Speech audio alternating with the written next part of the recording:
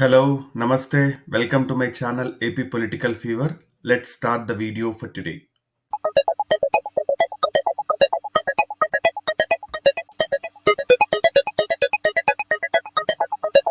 So Andhra Pradesh results గురించి మనందరికీ తెలిసిందే. అసెంబ్లీ ఎన్నికల్లో కేవలం 11 సీట్లు మాత్రమే గెలిచి ప్రతిపక్ష హోదా కూడా కోల్పోయిన వైఎస్ఆర్సీపీ 4 ఎంపీ సీట్లు గెలవడం జరిగింది. ఇంత క్రాస్ ఓటింగ్ జరిగిందంటే ఈ 4 నియోజకవర్గాల్లో దాని గురించి ఈ వీడియోలో విశ్లేషిద్దాము. అలాగనే సబ్స్క్రైబ్ చేసుకొని వీడియో చూడడం స్టార్ట్ చేయండి. మొదటగా తిరుపతి పార్లమెంట్ విషయానికొస్తే సర్వేపల్లి నియోజకవర్గంలో దాదాపు 16,288 ఓట్లతో అలయన్స్ అభ్యర్థి గెలుపొందడం జరిగింది. గూడూరులో తీసుకుంటే 21,192 ఓట్లతో అలయన్స్ అభ్యర్థి గెలుపొందడం జరిగింది. సూలూరుపేటలో 29,115 ఓట్లు, వెంకటగిరిలో 16,295, తిరుపతిలో 61,956, ఇది భారీ మెజారిటీ తిరుపతిలో. శ్రీకాళహస్తిలో 43,304 ఓట్లు, సత్యవేడులో 3,739 ఓట్లు. ఇక్కడ చూసుకుంటే ఆరు ఆరు నియోజకవర్గాల్లో మంచి మెజారిటీలతో కూటమి అభ్యర్థులు గెలుపొందడం జరిగింది. సత్యవేడులో నామమాత్రమైన మెజారిటీ గెలుపొందినా కూడా మొత్తం టోటల్ చూసుకుంటే 192,000 ఓట్లు అలయన్స్ కి ఎమ్మెల్యే ఎలక్షన్లలో అదనంగా రావడం జరిగింది.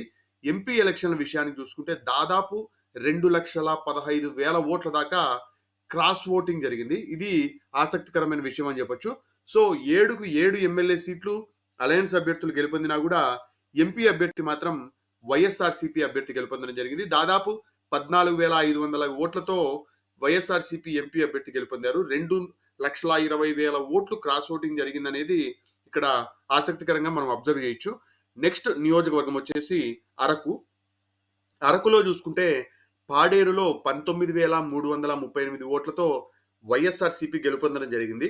అరకు వ్యాలీలో 31,877 ఓట్లతో వైఎస్ఆర్సీపీ అభ్యర్థి గెలుపొందడం జరిగింది. సో అందుకని అవి రెండు మైనస్ వేయడం జరిగింది.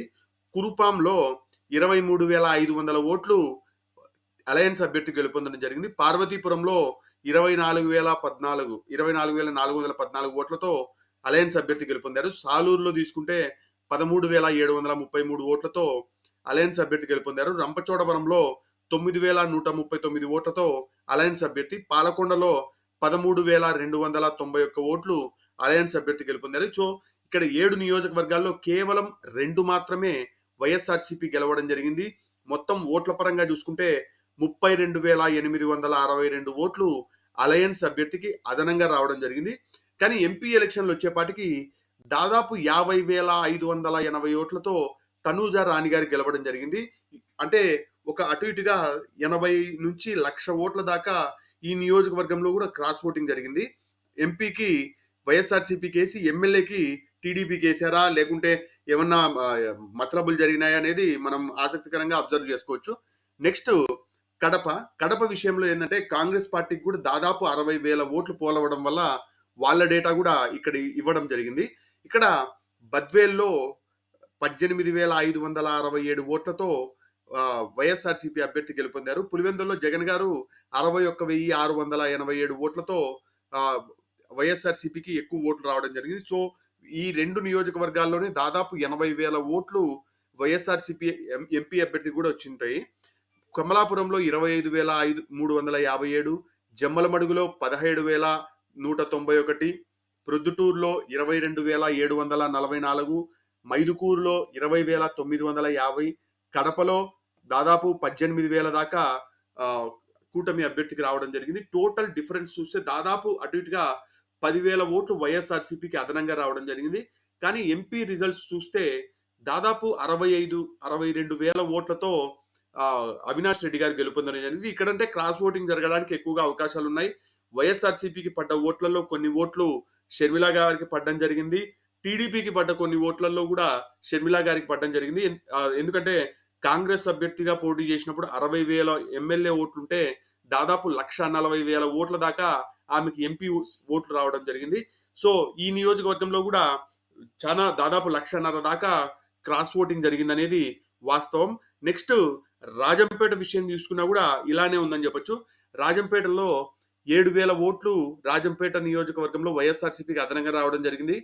కోడూరులో 11,101 ఓట్లు కూటమి అభ్యర్థికి, రాయచోటిలో 2,500 ఓట్లు కూటమి అభ్యర్థికి, తంబలపల్లిలో 10,103 ఓట్లు వైఎస్ఆర్‌సీపీ అభ్యర్థికి, పీలేరులో 25,000 ఓట్ల భారీ మెజారిటీతో కూటమి అభ్యర్థి గెలుపొందడం జరిగింది. మదనపల్లిలో కూడా 5,500 ఓట్లతో కూటమి అభ్యర్థి గెలుపొందారు. పుంగనూరులో 6,095 ఓట్లతో వైఎస్ఆర్‌సీపీ అభ్యర్థి గెలుపొందారు. ఇక్కడ 3 అన్ని నియోజకవర్గాలు చూసుకుంటే 7 3 వైఎస్ఆర్‌సీపీ గెలవడం జరిగింది. 4 టీడీపీ కూటమి అభ్యర్థులు గెలవడం జరిగింది.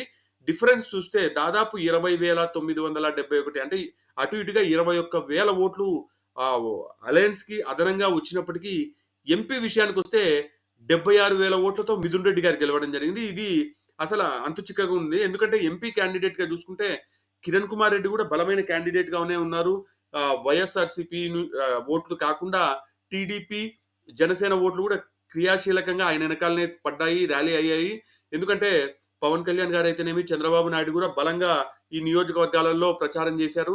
అయినా కూడా దాదాపు 1,00,000 ఓట్లు వైఎస్ఆర్‌సీపీకి అదనంగా పడ్డం ఇది చాలా ఆసక్తికరంగా ఉందని చెప్పొచ్చు.